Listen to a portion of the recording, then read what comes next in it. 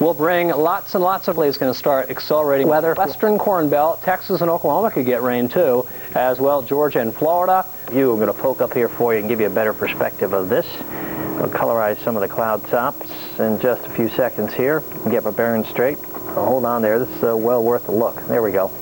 And you notice, again, it's continuing to move north. The last guesstimate on the speed now putting it down maybe about 16 miles an hour northerly trek, but you notice the amount of orange and red has been shrinking considerably in the last 3 to 4 hours. Whether or not that's a trend or an indication that perhaps the system is dropping a little bit back more on the intensity, still uncertain at this time. Just a tremendous canopy of high, thin cirrus clouds making their way well north. Of course, the big concern tonight will be for the excessive rain, the increasing winds, minimal hurricane, 75-mile-per-hour sustained winds, but it's the rain potential that'll be coming out of this.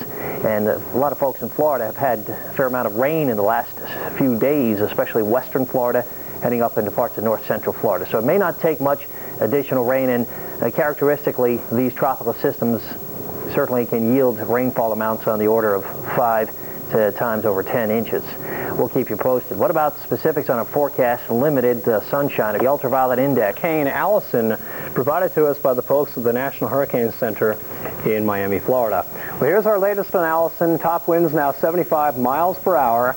It is centered. These are the new coordinates. They are now in the new stuff.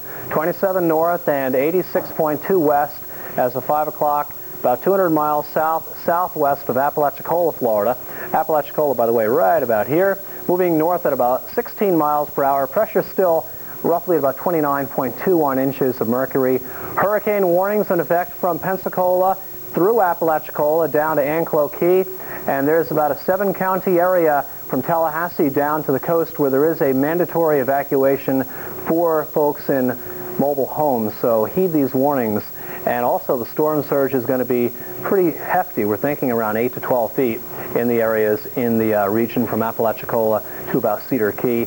Tropical storm warnings up from Anclo Key near the Tampa Bay area, southward down to Bonita Beach, down around Fort Myers.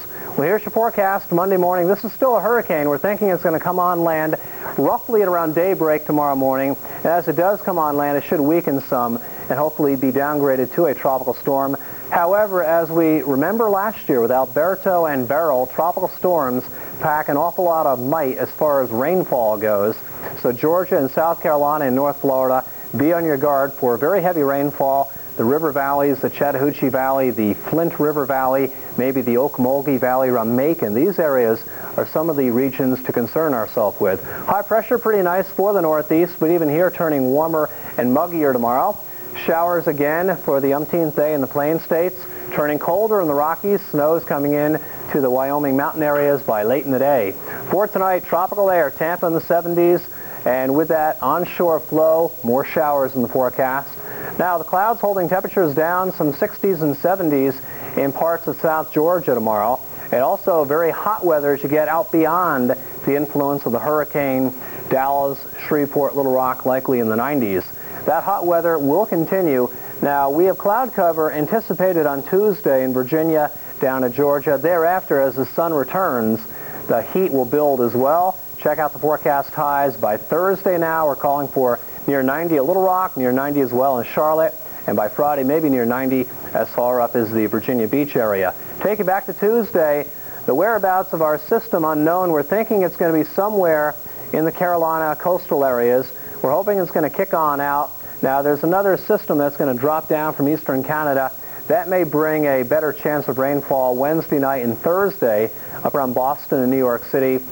For the Plain States, your severe weather day probably Monday and Tuesday from Denver out to Kansas City. Then the system slowly weakens up on Thursday. Little bubble of high pressure making for a dry day for Cincinnati and Knoxville and Montgomery. That kind of fills in Friday, though. I keep just a tad, according to the latest reconnaissance information, north at 16 now instead of 17. Pressure at 989 millibars or 29.21 inches of mercury. Sustained winds 75, minimal hurricane strength in terms of the wind speed. And it's roughly located 200 miles southwest of Apalachicola, at least as of 5 p.m. It was centered near 27 north, 86.2 west. All right, let's go ahead and show you what's going officially with the warnings. Hurricane warning from Pensacola around the bend heading down towards Anclote Key, and down south as you head towards Bonita Beach. We have a tropical storm warning in effect. Now the system, as it continues to push farther north, we're going to see heavier and heavier rain squalls. They'll come in the form of bands of showers and thunderstorms, very typical structure with these tropical weather systems. And take a look at the satellite view. This thing has a tremendous canopy of high cirrus clouds that have stretched way north up towards North Carolina and extending into Alabama and Georgia. And you'll notice the bright red area indicates where some of the coldest cloud tops are located, where the clouds have penetrated farthest upwards into the atmosphere. Now there's been a slight trend to notice a decrease in the amount of higher cloud tops, although getting close to near the center, we still have some deep red showing up, indicate there is still some fairly intense convection going on with the system. At times this afternoon, it has showed perhaps a bit of a slight tendency to maybe migrate a little bit farther towards the west, but one of the crucial things with forecasting tropical weather systems, although they are constantly watched and monitored for any changes in movement, it's very tough to go ahead and make any future prognostication based on 1 to 2 hour trends. Certainly that's been the case in times past, so certainly we'll continue that. This rain, though, is going to be quite heavy, 5 to maybe as much as 10 inches in some spots. And then don't forget, even when the hurricane makes landfall, there's that problem with torrential downpours, which will continue as the center of the circulation, what's left of it, heads off towards the north and northeast. Strike probability. What are the chances that the center of the hurricane will pass within 60 nautical miles either side of a given point on the Florida Panhandle coast? Well, right now, and again, this changes as we go through time, but right now the highest strike probability, Pensacola heading on back, Apalachicola, heading on back towards Panama City. That's the highest probability strike zone within that corridor. Anywhere east to west to 60 nautical miles, the center of circulation may come on shore. Now, with this kind of trajectory coming up in this direction, don't forget on that eastern quadrant of the hurricane circulation, we're going to be pumping lots of water up in through Appalachia Bay, and that's why the storm surge forecast is out for perhaps 5 to 10 feet. And this is going to be a real nasty situation tonight with the increasing tides and the heavy rain. We'll keep updating you throughout the night. Beautiful day in the northeast. We're far away from any tropical weather system. We did have... The coordinates of the wormhole. On screen. Dennis Smith getting wet in the midst of it all, standing there live. He's going to tell us a little bit about what's happening there and some of the scenes that we have there. Dennis? Sharon, it looks like things have kind of quieted down. Not the weather. The weather continues to pick up. The winds anywhere from around 25, occasionally gusting up over 30 miles an hour. Doesn't sound like much for a hurricane that's sitting out in the Gulf, but considering how far away it is and how close the strongest winds are to the center of the storm, kind of gives you an idea why we're just barely getting 25 to 30 miles an hour. The rain's in and out in the squalls, getting some of it in my eye right now, but the rain's in and out of the squalls as they pass through the area. A lot of the people that are going to evacuate are already out of the scene. They've either picked up and moved into an inside shelter in the Bay County area, but only about 5,000 people can be in the shelters, so that's one of the problems that they have with the amount of people that are evacuating, so they've asked them to move farther inland. Earlier today we saw some scenes from around Apalachicola as people were loading up whatever they had, their personal belongings, even some furniture, to move on out of the area. They continue to move on inland. In fact, mandatory evacuations from the islands around Apalachicola. That will probably be the hardest hit area as far as the storm surge is concerned if Allison continues its current track and its current movement up towards the Apalachicola and Panama City area. So we'll monitor that, but it looks like the depth of the water there in the northern area of the Gulf of Mexico will continue to cause the greatest storm surge east of Apalachicola. But where we're at Panama City Beach, we're expecting to find a great deal of rain and probably the brunt of some of those winds on up to minimal hurricane force, about 75 miles an hour. So we'll keep you updated on what's going on from our vantage point at Panama City Beach. Okay, Dennis, what's the general attitude of people there? This is the first hurricane. We're 4 days into the hurricane season, and wow, here we are already with a hurricane. What are people saying? the general response is this is a little bit early in the season to get started with this. A lot of people, tourists, were out and about and didn't catch on because they haven't been watching TV or listening to radio all weekend long, and all of a sudden they realize, hey, there's a hurricane coming, I got to get out of town, it's Sunday night, let's move on out. So they are responding to it, but kind of in short order, and let's move on out of town. Okay, very good. Dennis, thank you very much for everything. Try and stay dry. That's going to be a difficult task to do there in Panama City. Dennis is going to keep us updated throughout the evening hours and early morning hours as the storm gets closer and closer to the coast. Right now, we'll tell you a little bit more about some of the storm preparations around the Tampa area. Here's Mike in the studio. That's right, Sharon. Although most of Florida, at least on the southeast coast and over towards parts of the west coast, will not feel the full force or even the severe effects of Hurricane Allison, nonetheless, residents were taking the necessary precautions earlier today. Here we are in the grocery store in Tampa, St. Pete, and residents stocking up on the old favorites, batteries, water there, flashlights, always a concern in case power goes out as a hurricane makes landfall. But again, the thinking right now is if you're in Tampa, St. Pete, and south, over on the east coast, no serious problems from the hurricane except for some heavy rainfall and some brief gusty winds. Once again, there's Allison churning its way north towards the Panhandle, destined for landfall early on Monday morning. Middle of the country, severe weather.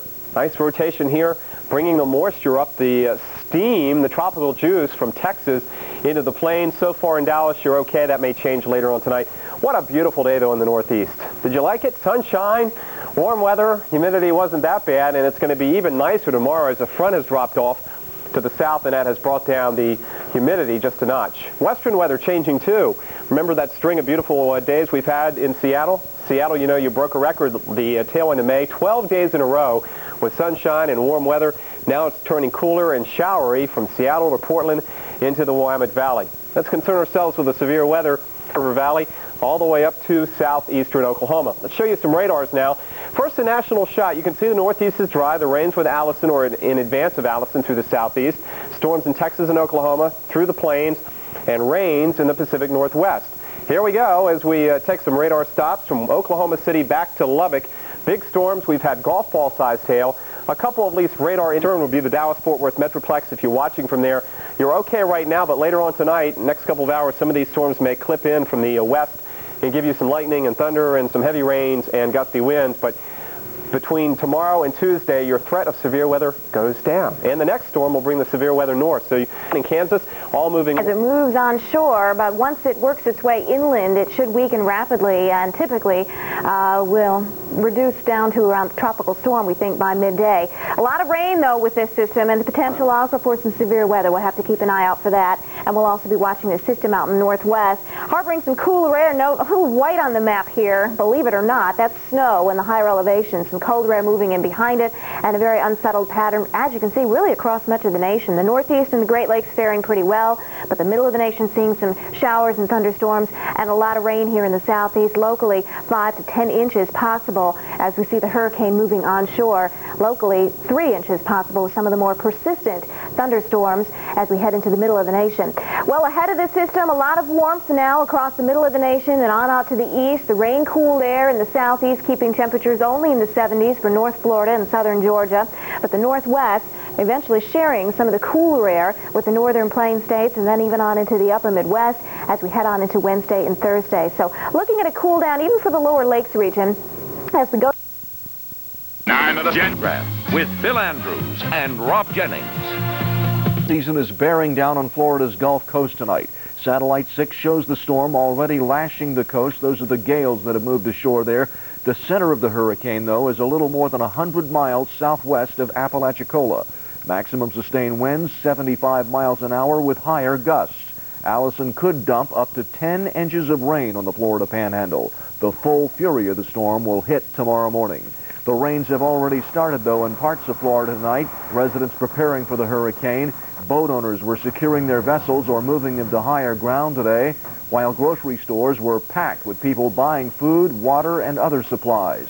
Florida Governor Lawton Childs has already declared a state of emergency. He went on TV today urging residents to stay put for now, but to be ready to evacuate if the time comes. This is not a drill. No one in the affected area should venture outside tonight.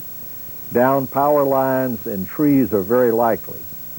we're doing everything we can to be prepared to effectively operate under this storm. The American Red Cross has set up its state headquarters in Orlando tonight in anticipation of Hurricane Allison, which, as I said, is due to hit tomorrow morning.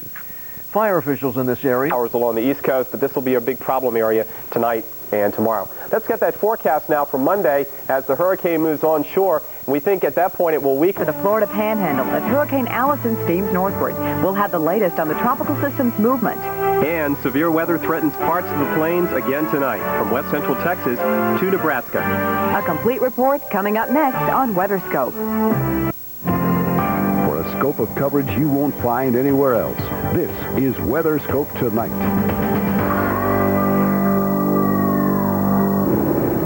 And thanks for joining us. I'm Sharon Rizalton at the Weather Channel Forecast Center, giving you live updates now on Hurricane Allison, which is getting closer and closer to the Gulf Coast area, specifically around the Panhandle of Florida. Let's take a look at the latest coordinates now on Allison, and we'll find that the storm is now just about 120 miles south-southwest of Apalachicola, Florida. If you're plotting at home, here are the coordinates for you. The center is located 28.2 north and 86.1 west as of 11 o'clock Eastern Daylight Time. Winds are 75 miles per hour with some higher gusts now, moving north at 16 miles per hour, and the central pressure 989 millibars. Again, here are your hurricane warnings extending from Pensacola all the way back out toward Anclote Keys, so we're going to be watching that region very, very closely. And there's your strike probability, which will take you from Apalachicola right on out toward the Panama City area through Mexico Beach. So that area is seeing a high probability of landfall there as we head on into the early morning hours for Monday. The tropical storm force winds just starting to try to work their way toward the coast right now. Most of it north and east of the center of the storm. But the main problem with this, we think, will be the storm surge, and that is our main concern, especially around the Appalachian Bay, where we could see perhaps a storm surge of around 12 feet in some cases. We'll take a look at a radar here. We'll show you the rain, which is coming down in earnest now around Panama City, which is where Dennis Smith is located. He's going to tell us a little bit more about how folks there are handling the situation and what the general feel has been around Panama City. Dennis? Well, the general feel is when you see those spiral bands that you just indicated on the radar, some of those are passing over us right now at Panama City Beach, and we've also seen a couple of wind gusts, maybe approaching about 40 miles an hour. But as you've also been pointing out where the hurricane force winds on the wind profile and how the strongest winds are to the north and east of the center, you get a good idea why we have not experienced hurricane force winds here as of yet. But we're still gusting an occasional squall on up to about 40 miles an hour. Well, the evacuations went up earlier today, and people took the necessary precautions, especially around Apalachicola, moving out to the islands, around St. George, Dogs Island, Alligator Point. They moved inland, and they're moving on in farther inland, north of I-10. Even in this general vicinity around Panama City Beach, shelters are open, high school, a church, a middle school. They can hold up to about 5,000, but if there's more evacuated, they're urging those to move farther inland, farther north of I-10 around Marianna and even Dothan, Alabama. Now, because of the emergency need, and a lot of people are trying to call in to this general vicinity to find out how their loved ones or friends are doing. They're having some problems with the phone lines, and the emergency crews can't get as many phone lines as they need. So please just monitor the Weather Channel. We'll keep you updated on what's going on throughout the area. We'll inform you on what's happening, so you can hold that phone call off just a little bit. That'd be appreciated by all the emergency people here. Brief little history. This is Hurricane Allison, the third storm in less than a year to come into the Florida Panhandle. We had Alberto, a tropical storm, Beryl, a tropical storm last year. Now we have Hurricane Allison, the last Allison to form, or actually the last storm to form in the month of June was in 1989 when we had Tropical Storm Allison that affected Texas. So June storms are a little unusual. Is that an indication that the rest of the hurricane season is going to be busy? I talked to John Hope earlier, and he said a June storm doesn't mean necessarily you're going to have a busy season or a slow season. It's just another storm coming in. But this one for 1995 is very early in the hurricane season. Right, Sharon? It is very much so, and it gives folks a chance to get prepared for it. They're going to have to, as it's going to make landfall quite early in the morning. Thank you very much, Dennis. And we're going to keep you updated with what's happening with Allison throughout the evening and nighttime hours, so keep it tuned here. Meantime, we'll take you back to the studio. Mike Seidel will tell you a little bit about what folks were doing in other parts of Florida to prepare for the storm. Yes, Sharon, in parts of Florida, they were certainly getting ready, taking the necessary precautions in advance of Hurricane Allison. But it looks like if you're in the Tampa-St. Pete area where this video was shot today, you're going to be okay, fortunately, and the same goes for the Miami-Fort Lauderdale area. Bottled water, always a good thing to have on hand in case power is lost, flashlights, a good supply of batteries, and a portable radio so you can get the latest weather bulletins. Now, right now in Tampa-St. Pete, it's looking okay, a few showers in the Bay Area, but we've had a problem over the past 15 or 20 minutes. Take a look at the radar, and in areas just to the south and west of Orlando, we have a tornado warning now. We've had funnel clouds sighted in northern Polk County. That's for this cell right here, moving right up to the north, right along the B-line now between Orlando and Tampa. And as it continues moving north, we could have a problem with additional funnel clouds, maybe a tornado. Damage reported, and it's now generally in the area around Kissimmee, in the western part of Orange County, and northwestern Osceola County, around the Disney World area. Moving north, again, a tornado warning until midnight for those areas. Other than Florida in the southeast, most of the rest of the East Coast was in pretty good shape today. Real nice day in the northeast. Cool front dropping down. That will lower the humidity tomorrow for you, so it's going to be even nicer. What a bargain as you go back to work after a pretty good weekend weather-wise in Boston, New York, all the way to Chicago. Plains weather heating up again tonight, like we've seen so many evenings this springtime.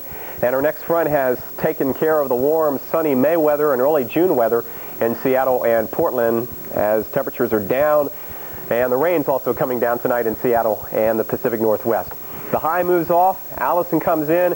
Storms crank out in the plains tonight, east of Denver primarily now, and into western Texas, where the dew points are really funneling up. And as that Pacific front rams into this moisture, along about Tuesday night and Wednesday, we're going to have severe weather, we think, in the Dakotas and Nebraska and Kansas. Not so much in Texas and Oklahoma for a change, but for points farther north. Dew point, again, measuring the moisture in the atmosphere. And as the dew points get above 65 to 70, it feels muggy outside.